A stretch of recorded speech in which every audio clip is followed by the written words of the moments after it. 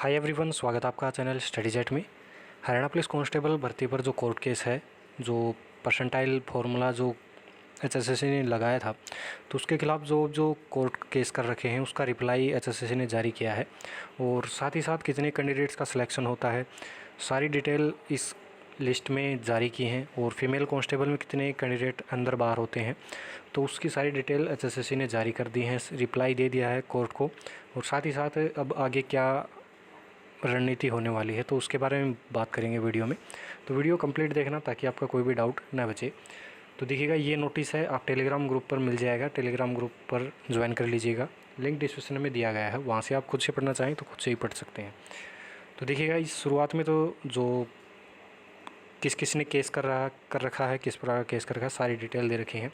बाद में कितनी क्या कुछ पोस्ट थी, यहाँ पर बता रखा है कि कितनी पोस्ट पर ये भर्ती हुई है, तो उसकी डिटेल दे रखी हैं। और फिर किस प्रकार सिलेक्शन प्रोसीजर था, तो उसकी डिटेल दे रखी है। ये तो सभी को पता है। तो सभी सीधा अब नीचे मेन मुद्दे की बात पर आते हैं। देखिएगा, यहाँ से जो 9 नंबर पेज है, यहाँ से आए तो देखिएगा, यहाँ पर बता रखा है कि कौन कौन से शिफ्ट में एग्ज़ाम हुआ है, किस प्रकार ये एग्ज़ाम कंडक्ट करवाया गया है। तो 30, 1 और 2 तारीख को एग्ज़ाम कंडक्ट करवाया गया है मॉर्निंग इवनिंग शिफ्ट में। तो जिसमें से तकरीबन 8,25,921 नंबर कैंडिडेट ने अप्लाई किया था फॉर्म, और जिसमें से 1,38,585 कैंडिडेट पर शिफ्ट ये डिस्ट्रीब्यूट किए गए थे। 6 शिफ्ट में एग्ज़ाम कंडक्ट करवाया गया था, और 6 शिफ्ट में जो एग्ज़ाम लेवल है वो टफ़ हाई रह सकता है, यानी कि कोई आसान शिफ्ट हो, कोई हार्ड शिफ्ट हो। तो उसके लिए नॉर्मलाइजेशन का फॉर्मूला एचएसएससी ने यूज़ किया है। तो इसके लिए जो Indian statistical institute new Delhi है, उसने जो फार्मूला बताया था, जो फार्मूला जो है वो है परसेंटाइल का, तो उसको एचएसएससी ने लागू किया था।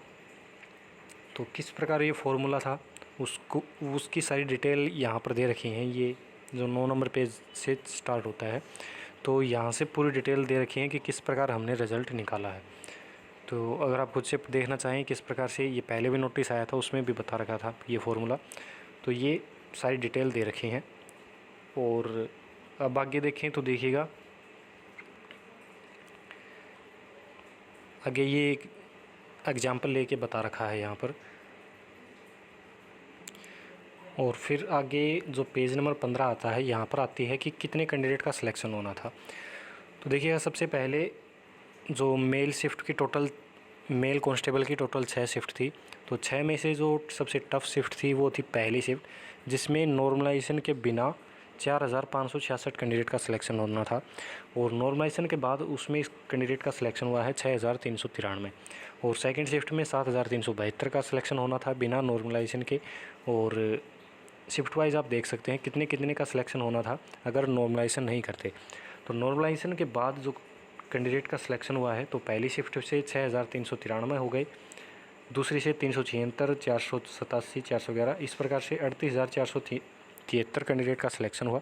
इनको फिजिकल के लिए बुलाया गया। और अगर नॉर्मलाइजेशन नहीं करते तो टोटल 40,829 कैंडिडेट इतने सिलेक्शन होते, जो पीएसटी पीएमटी के लिए कॉल किया जाता। और फीमेल कांस्टेबल में भी इसी प्रकार रहता। जो हार्ड शिफ्ट थी वो सेकंड शिफ्ट थी, सेकंड और थर्ड दोनों ही हार्ड थी, इजी शिफ्ट फर्स्ट थी। तो इस प्रकार से कुछ गड़बड़ हो रही थी, इसलिए परसेंटाइल का फॉर्मूला यूज़ किया गया एचएसएससी की तरफ से। और ये इतने कैंडिडेट सिलेक्शन हो गए 7,162। और आगे देखिएगा, तो फिर अब बात आती है कि नॉर्मलाइजेशन का यहाँ पर तो कुछ बता रखा है कि एचएसएससी के पास 3 तरीके हैं कि वो किस प्रकार सिलेक्शन करे। तो यहाँ पर बता रखा है कि first calling the मेरिटेरियस candidate on the basis of marks in respective category, यानी कि कैटेगरी के हिसाब से कैंडिडेट का सिलेक्शन करे। यानी कि अगर जनरल कैटेगरी की 1000 पोस्ट हैं, तो जिसकी तकरीबन 5 या 7 गुना इतने कैंडिडेट को बुलाया जाता है, तो जनरल के जो मेरिट के कैंडिडेट हैं उनको बुला लिया जाए, 7,000 कैंडिडेट को। इसी प्रकार कैटेगरी वाइज सिलेक्शन किया जाए।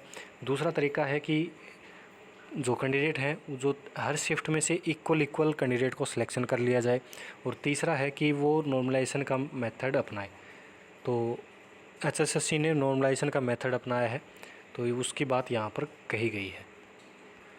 और इसी नॉर्मलाइजेशन के तरीके के लिए जो इंडियन स्टैटिस्टिकल इंस्टीट्यूट है दिल्ली में, उन्होंने जो फॉर्मूला बताया परसेंटाइल का, तो उसको अडॉप्ट किया एचएसएससी ने। उसी के बेसिस पर अलग अलग शिफ्ट का रिज़ल्ट निकाला गया। तो रिज़ल्ट डिक्लेयर होने के बाद जो कैंडिडेट थे, जो फीमेल कांस्टेबल के बता रखे हैं यहाँ पर कि वो ऑफिस के पास पहुँचे कि सोशल इकोनॉमिक क्राइटेरिया के जो मार्क्स हैं वो आप परसेंटाइल में जो फॉर्मूला है उसके बाद नहीं लगाने हैं, वो पहले ही लगा के फिर फार्मूला यूज़ करना है। तो वो बात यहाँ पर बताई गई है कि आप गलत तरीके से फार्मूला लगा रहे हो। तो ये बात उन्होंने फिर से इंडियन स्टैटिस्टिकल इंस्टीट्यूट को बताई। तो उन्होंने फिर से जो रिप्लाई दिया उसमें कोई चेंजमेंट नहीं किया, उन्होंने कहा कि ये फार्मूला सही है। तो ये बात इसमें बता रखी है। फिर अब जब एचएसएससी ये जो फार्मूला है परसेंटाइल का वो बार बार कैंडिडेट्स के जो बार बार ऑफिस में पहुंच रहे थे, कोर्ट केस हो रहे थे, तो फिर से उन्होंने Indian statistical institute new Delhi के पास अप्रोच किया। तो उन्होंने अब की बार जो फार्मूला है वो 21 परसेंटाइल का बताया है। तो साथ ही साथ जो कॉपी है वो अटैच कर रखी है, यहाँ पर बता रखा है। तो अब जो रिज़ल्ट है वो 21 परसेंटाइल के बेसिस पर जारी किया जाएगा। और यहाँ पर साफ साफ बताया गया है कि 21 परसेंटाइल के यूज़ होने के बाद भी जो पीएमटी पीएसटी के लिए यानी कि फ़िज़िकल के लिए जो कैंडिडेट हैं वो ऑलमोस्ट सेम है, तकरीबन सेम है पहले जो फ़िज़िकल हुआ है परसेंटाइल मेथड के बेसिस पर, और 21 परसेंटाइल के मेथड के बेसिस पर भी तकरीबन सेम ही है।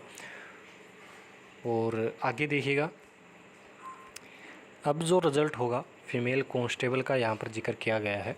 तो पहले परसेंटाइल मेथड में सोशल इकोनॉमिक क्राइटेरिया के जो मार्क्स थे वो पहले जोड़े जाते थे, लेकिन अब 21 परसेंटाइल में, सॉरी गलत बोल गया मैं यहाँ पर, जो परसेंटाइल में पहले जोड़े नहीं जाते थे सोशल इकोनॉमिक क्राइटेरिया के मार्क्स, लेकिन अब 21 परसेंटाइल में पहले सोशल इकोनॉमिक क्राइटेरिया के मार्क्स जोड़ करके फिर रिज़ल्ट जारी किया जाएगा। जो मार्क्स बाद में बनेंगे 21 परसेंटाइल फार्मूले के बाद पहले ऐड हो जाएंगे सोशल इकोनॉमिक क्राइटेरिया, फिर फार्मूला लगेगा, फिर जो मार्क्स आएंगे उसके बेसिस पर मेरिट लिस्ट तैयार होगी। तो ये बात यहाँ पर कही गई है। और यहाँ पर बताया गया है कि अप्रोक्सीमेटली 150 कैंडिडेट हैं जो बाहर हो रहे हैं और इतने ही नए कैंडिडेट अंदर भी आ रहे हैं। तो यानी कि तकरीबन 150 कैंडिडेट फीमेल कांस्टेबल के रिज़ल्ट में अप डाउन होने वाले हैं, यानी कि रिवाइज रिज़ल्ट तो पक्का ही पक्का आएगा। और जो चेंजमेंट है वो तकरीबन फ्रैक्शन में बता रखी है यहाँ पर कि फ्रैक्शन में आ रही है। जो 21 परसेंटाइल मेथड के बाद में जो चेंजमेंट हो रहा है रिज़ल्ट में, जो वो कट ऑफ है वो फ्रैक्शन में है।